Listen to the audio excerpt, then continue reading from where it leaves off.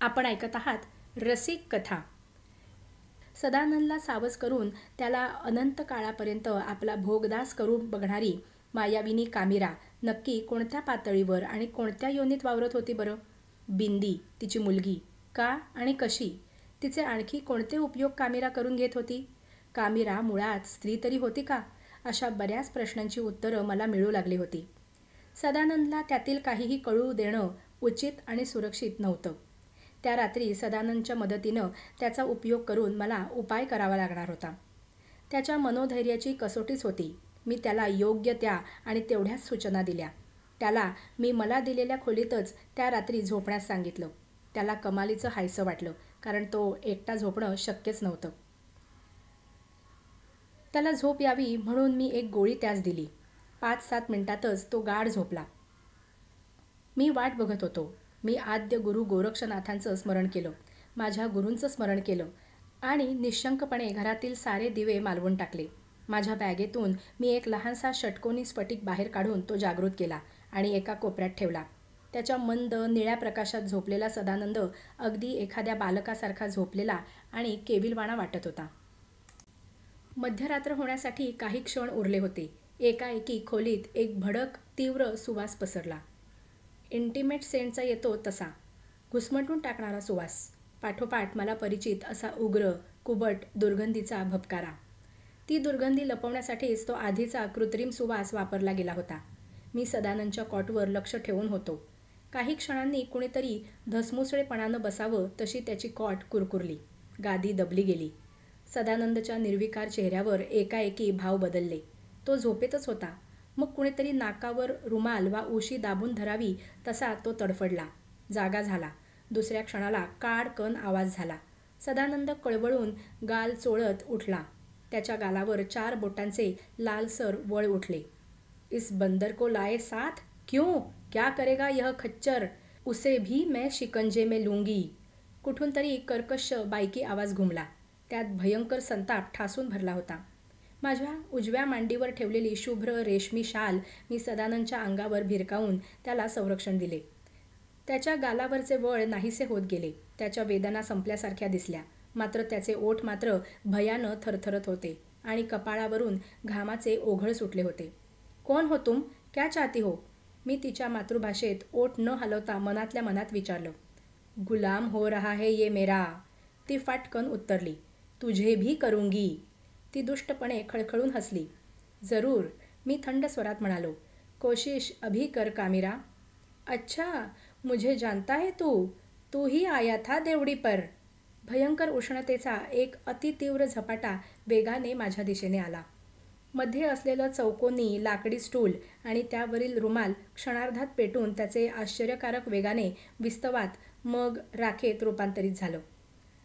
तो स्रोत अंगावरून जाऊ देताना मी उजव्या हाताच्या अंगठ्याने जवळ ठेवलेल्या पेल्यातील पाणी उडवलं.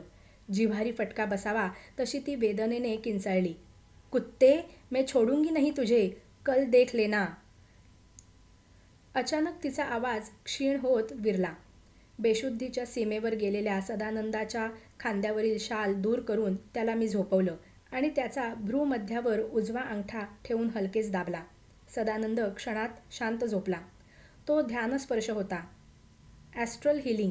त्याच्या सूक्ष्म देहावर, ज्याला लिंग देह म्हणतात, त्यावर मी माझ्या स्थूल देहाच्या म्हणजेच जड देहाच्या अंगठ्याने स्पर्श संस्कार केला होता. त्याच्या शरीर आणि मनावर त्या प्रसंगाचा कुप्रभाव त्यामुळे सहजपणे नष्ट झाला होता. आधुनिक वैद्यकशास्त्र आणि विज्ञानालाही ते शक्य नव्हतं. घटकाभराने तो उठून बसला तेव्हा त्याची चर्या प्रफुल्लित आणि शांत वाटत होती. तो माझ्याकडे कमालीच्या आदराने आणि विस्मयाने बघत होता. मी हसलो. दुसरं काय करणार होतो? आप्पासाहेब, मला शांत झोप खूप दिवसांनी मिळाली. काही घडलं होतं का रात्री? ती कामिरा आली होती का? तुम्ही बघितलं तिला? मला तो अडखळला. सदानंद, प्रश्न विचारू नकोस. थोडक्यात आवश्यक तेवढं सांगतो. तुझ्यावर गुदारुनी म्हणजे एक प्रकारचा बिहारी निंद्य तंत्रविधी झाला होता.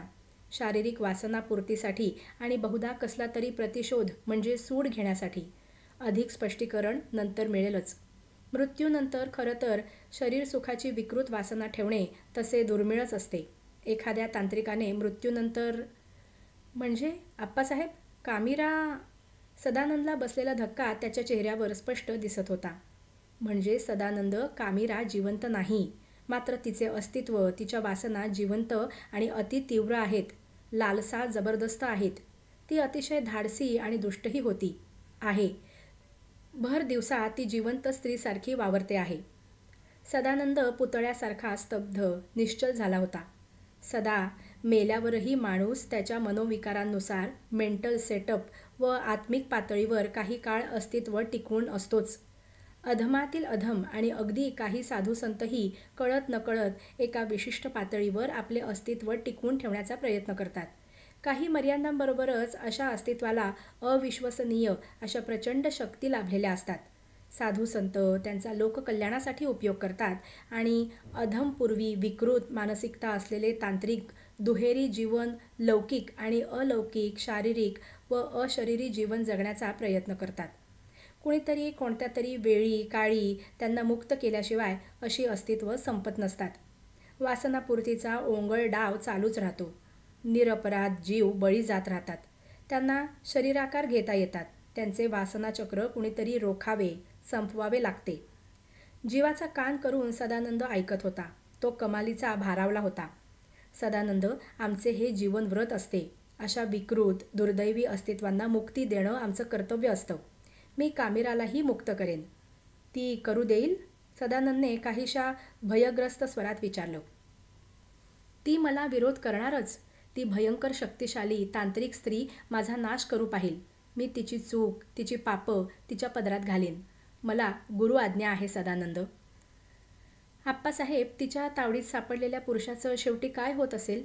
भयानं सदानंदचा चेहरा आक्रसला आणि स्वर कापरा झाला. स्वाभाविक होतं ते. तो स्वतःच त्यापैकी एक बनणार होता, झाला असता. ते तिनं नकळत सूचित केलंच आहे सदा. तिच्या झपाट्यात सापडलेला पुरुष, प्रत्येक पुरुष तिचा गुलाम, तिचं खेळणं होतो. मर्यादेपलीकडे त्याचा विकृत भोग घेत ती त्याचा अस्थिपंजर करून टाकते. त्याची मानसिक अवस्था तर... मी मुद्दामच वाक्य पूर्ण केलं नाही. मानसिक अवस्थांचं काय आप्पासाहेब? सदानंद धास्तावलाच होता, पण तरीही त्यानं निग्रहानं विचारलं. काय होणार? मी सुस्कारा सोडत म्हटलं. त्याची अवस्था कामिरासारखीच होते. त्याच्या वासना अनावर होत राहतात. त्यालाही मृत्यूनंतर कामिरासारखं दुहेरी अस्तित्व स्वीकारावंच लागतं. सदानंद शहारला. ते सारं खरोखरच भयंकर होतं. सदा, कामिराने बिंदीला माध्यम केलं आहे. स्पर्श माध्यम. आपण तिची खरोखरची सख्खी आई आहोत अशी तिनं बिंदीची समजूत करून दिली आहे. त्या निष्पाप जीवाचं अस्तित्व कामिरानं इतकं व्यापून झाकोळून टाकलंय की बिंदी आत्तापासूनच बरीचशी कामिरासारखी दिसू लागली आहे. खरे आहे आप्पासाहेब, ती तरुण झाली की प्रति कामिरा वाटेल. कामिरानं ती अनाथ पोर कुठून आणली कुणास ठाऊक. बिंदीच्या संपर्कात कुणी वयात आलेला पुरुष आला की ते कामिराला समजतं. तो तिला पसंत मात्र पडला पाहिजे. सदा, तू भाग्यवान आहेस एका अर्थानं, कारण तू वेळीच माझ्याकडे आला नसतास तर... यात स्वप्नाचा संबंध कुठे येतो? सदानंदनं कदाचित तो भयंकर विषय टाळावा म्हणून विचारलं. सांगतो. रमाकांतनं मघाशी माझ्यासाठी आणून ठेवलेली कोल्ड कॉफी मी घोटभर घेऊन म्हटलं, कामिराचं अस्तित्व कित्येक वर्षांपासून आहे. कित्येक दशकं वा कदाचित शतकं देखील. ती ज्या अवस्थेत आत्ता आहे त्या अवस्थेत काळ संदर्भहीन ठरतो. ती जिवंत होती तेव्हा तिनं ज्या पुरुषाकडून अमर्याद सुख भोगलं त्यानं तिचा विश्वासघात केला असावा. त्याला तिनं त्यामुळं वैरी मानून तिच्या पद्धतीनं शासनही केलं असावं. मला खात्री आहे तिनं अतिशय क्रूरपणे त्याचा नैवेद्य बळी दिला असावा. काही अघोर तंत्रविधीत सैतानी शक्तींना घास भरवावाच लागतो. तिनं त्याचा घास भरवला. सदानंदाचा चेहरा पांढरा फटक पडला होता. पण मी का... घाबरू नकोस सदा. तिला आता प्रत्येक तगड्या, निरोगी, देखण्या पुरुषात आपला पूर्वीचा प्रियकर दिसतो. आधी भोग, जुलूम आणि नंतर बळी असा तो क्रम आहे. तुला पडलेल्या वा पाडलेल्या स्वप्नांपेक्षा महाभयंकर प्रकार पुढे असतातच. अगणित प्रकार. सदानंद, दुष्टपणाला, क्रौर्याला आणि वासनांना मर्यादा उरत नाहीत. मी थांबलो. आज सारं संपेल सदानंद. काळजी करू नकोस. मी आसनावरून उठून मला दिलेल्या खोलीत गेलो. थोडी पूर्वतयारी करणं आवश्यक होतं. दुपारच्या चहानंतर मी सदानंदच्या कॉटभोवती शिवभस्मांची बोटभर जाडीची ओळ मंडल तयार केलं. त्यातून मी एकच आणि ती देखील अर्धा इंच जागा वाट म्हणून ठेवली. प्रत्येक दाराला मुख्य प्रवेशद्वार सोडून व खिडकीला मी लसूण आणि विशुंचिका चूर्ण यांच्या मिश्रणाचं बोट फासलं. त्रिशिकाची चमकदार पावडर मस्तकावर टाकून मी पुनःस्थान केलं. रात्री जेवण घ्यायचं सदानंदनं नाकारलं. माझा तर प्रश्नच नव्हता. मी कधीच घेत नाही. एक पुस्तक हाती घेऊन मी इझी चेअरवर बसलो. मी सदानंदला कॉटवर झोपवलं होतं. मध्यरात्रीला काही अवधी असतानाच एक वावटळ रोरावत घरात शिरली. सारं घर धुळीनं माखलं. सदानंद गाढ झोपेत होता. त्याच्या कॉटवरची पांढरी शुभ्र चादर तशीच राहिली, हल्ली देखील नाही. कसले तरी विचित्र, पिसाट, चमत्कारिक आवाज सुरू झाले, अमानवी. कामिरा सुडानं पेटली असावी. तिनं आगमनाची सूचनाच जणू दिली. घराबाहेरील वावटळ धिंगाणा घालू लागली. बागेतील 2-4 झाडं गदागदा हलत होती. कुणीतरी कराकरा दात खावेत तशा त्यांच्या फांद्या एकमेकात गुंतून घासत राहिल्या. खोलीतील टेबल आणि स्टूल फुंकरीनं उडवावं तसं उडून छतावर आपटलं, चिरफाळलं, तुकडे खोलीत विखुरले गेले. हा घाबरवण्याचा, धमकावण्याचा आणखी एक प्रयत्न होता. मी जागेवरून उठलो. चांदीच्या डबीतून शाबलीची एक बी काढून हवेत भिरकावली. आ! एका स्त्रीचा कामिराचाच जिव्हारी फटका बसल्यासारखा दीर्घ चित्कार उमटला. जनाजा निकले तेरा, मुर्दा चबाकर खाऊंगी मैं. ती किंचाळली. मला गंमत वाटली. जिवंतपणीचे शब्दप्रयोग, भाषा, प्रकार, सवयी नंतरही कसे कायम राहतात. काही क्षणांनी कामिराची आकृती स्पष्ट होत गेली, जिवंत झाली. कामिराच्या चकाकत्या लालसर डोळ्यात संतापाचे धगधगते निखारे फुलले होते. तिनं मोकळे सोडलेले केस तिच्या पोटऱ्यांपर्यंत लोंबत हलत होते. तिचं सारं शरीर थरथरत होतं. कपाळावर काळसर मोठा शेंदरी टिळा होता. त्वेषानं तिच्या लांब नाकाच्या नाकपुड्या फुलल्या होत्या. तिचं सावळं, तुकतुकीत, घट्ट, घाटदार शरीर विचित्र, विशिष्ट लयीत हालत होतं. सदानंद कॉटवर आहे, जा, मी तिला शांतपणे सुचवलं. ती अधिकच भडकल्यासारखी झाली. तिला ते सरळ सरळ आव्हानच होतं. मला तो धोका पत्करावा लागला. तरी पहिली पायरी होती. काही क्षण ती तशीच धुमसत राहिली. तिच्या डोळ्यांच्या जागांवर आता विस्तव ठेवल्यासारखे वाटत होते. मग कसला तरी निर्धार केल्यासारखी ती बेगुमानपणे सावली सरकत जावी तशी सरकत मंडलातील वाटेमधून कॉटजवळ गेली. सदानंद झोपलेलाच राहिला. मी तशी काळजी घेतली होती. ती मंडलात जाण्याचीच मी वाट बघत होतो. चटकन खाली वाकून मी मुठीतील शिवभस्माने ती वाट बंद केली. कामिराला तिची चूक काही क्षण उशिरा कळली. थैथयाट करत ती गलिच्छ शिव्याशाप देऊ लागली. सदानंद जागा असता तर त्या मायाविनी कामिराचा तो अवतार बघून त्याचं हृदय बंद पडलं असतं. कामिरा सदानंदला ना स्पर्श करू शकत होती, ना दुरून काही अपाय करू शकत होती. तिला बाहेर येण्याची वाटही मी शिवभस्माने बंद करून टाकली होती. त्या भस्माचा स्पर्श, ते मंडल आपल्यासाठी तप्त लाव्हांसारखं भयंकर, दाहक आहे हे तिनं ओळखलं. मी माझ्या झब्ब्याच्या खिशातून विशिष्ट जागी उगवलेल्या तुळशीच्या अभिमंत्रित काळ्या मंजिऱ्या काढल्या. त्या मंजिऱ्यांचा विशिष्ट वास येताच कामिराचा आवेश एकाएकी संपला. तिच्या अवस्थेतील अस्तित्वांच्या दृष्टीनं तो मरणगंध होता. होय, मृत्यूनंतरच्या त्या अस्तित्वालाही मरण असतं आणि ते कल्पनेबाहेरचं क्लेशकारी असतं. भयानक यातुविद्येतील पारंगत अशी ती दुष्ट स्त्री सारं काही समजली. रडकुंडीला आली. मुझे जाने दो बाबूजी, माफी करो, मैं हमेशा के लिए चली जाऊंगी. ती केविलवाण्या स्वरात विनवू लागली. माफी? कशासाठी? कुठे गेला तुझा उन्माद? मस्ती? किती पुरुषांना यातनामय मृत्यू देऊन तू घास भरवले? मला हे सारं संपवायचं आहे. माझे प्रश्न तिला नीट समजत होते. ह्या पातळीवर भाषेचा अडसर कधीच नसतो. भाषेशिवाय भावना, विकार, विचार थेट मनात, मस्तकात शिरतात. माझ्या प्रश्नांना तिच्याकडं उत्तरं नव्हती. ती गप्प राहिली. काही क्षणांनी ती आतून फुटल्यासारखी खाली बसली. ढसढसून रडू लागली. मायावी का असेना, एकदा शरीर धारण केलं की साऱ्या देहव्यापाराचं नाटक वा तमाशा आपोआप सुरू होतोच.